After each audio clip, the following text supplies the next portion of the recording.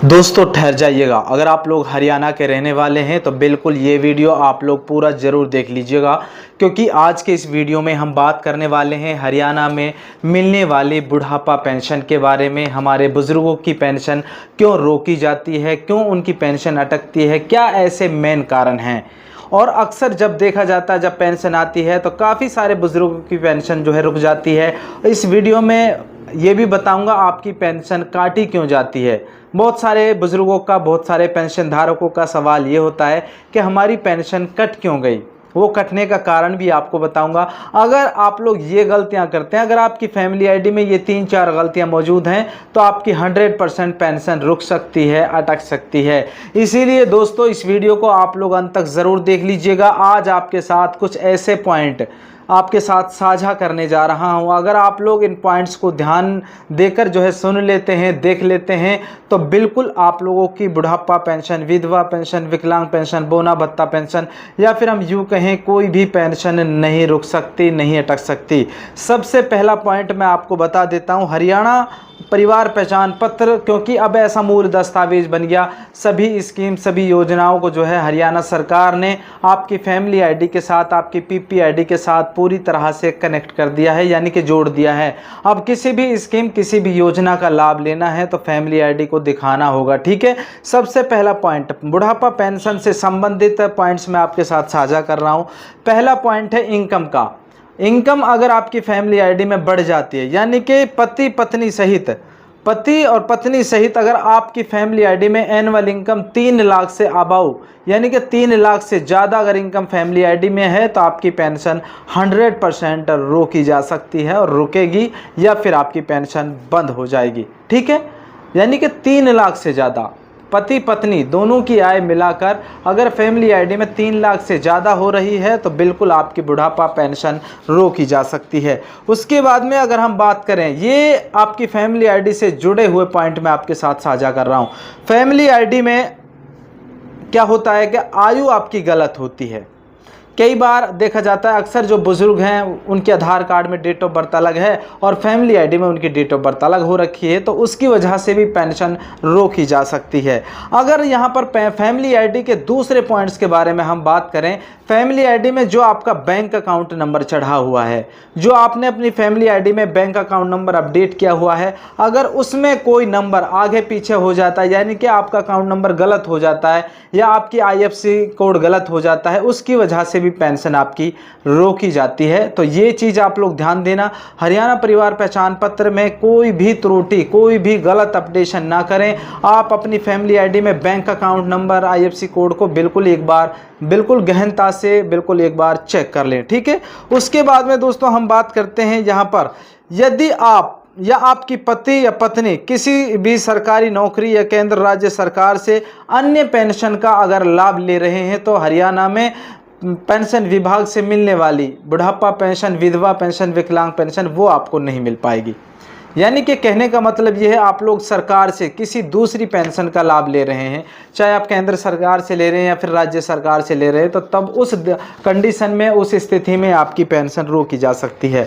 अगर हम बात करें यहाँ पर आयु का कम होना, कई बार देखा जाता है हरियाणा परिवार पहचान पत्र में आपकी आयु जब अगर 60 साल नहीं मिलती है, क्योंकि हरियाणा फैमिली आईडी का डाटा जो है बीच बीच में अपडेट होता रहता है, अगर उसमें आपकी डेट ऑफ बर्थ 60 वर्ष पूरी पाई नहीं जाती है, आपका एक दिन भी अगर कम उसमें मिलता है, तब भी आपकी बुढ़ापा पेंशन रोकी जाएगी। कन्फर्म मैं आपको बता रहा हूँ, 60 साल से कम, यानी कि आपकी एक दिन भी अगर 60 साल में कम है, तब भी आपकी बुढ़ापा पेंशन रोक दी जाएगी। इसीलिए आप लोग अपनी फैमिली आईडी में आयु को भी एक बार पूरी तरह से चेक कर लें और उसको अपडेट कर दें, ठीक है। हरियाणा परिवार पहचान पत्र में कई बार क्या होता है कि हरियाणा फैमिली आईडी में आप लोग कोई अपडेशन कराते हैं या फिर गलत तरीके से या फिर किसी भी कारण से उसमें मृत्यु दर्ज हो जाता है, यानी कि उसमें उसकी डेथ दिखा देते हैं कि भाई इसकी डेथ हो गई है और ये एक्सपायर हो गया है। ये जो है गलत तरीके से कई बार हो जाता है, फैमिली आईडी में मृत घोषित हो जाना, उसकी वजह से भी आपकी पेंशन जो है रोकी जाती है और उसकी पेंशन रोक दी जाती है, ठीक है।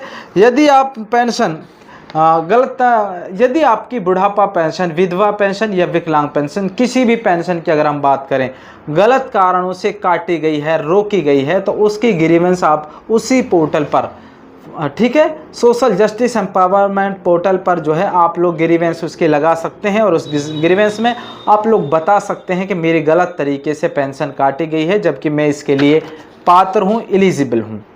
अब यहाँ पर आपको क्या करना है, अब हमारी पेंशन आने वाली जून में, चाहे आज डल जाए या कल डल जाए या परसों डल जाए, परसों तरसों में पेंशन बिल्कुल बहुत नज़दीक है, बहुत नज़दीक समय आ चुका है, सभी पेंशन धारक इंतज़ार कर रहे थे।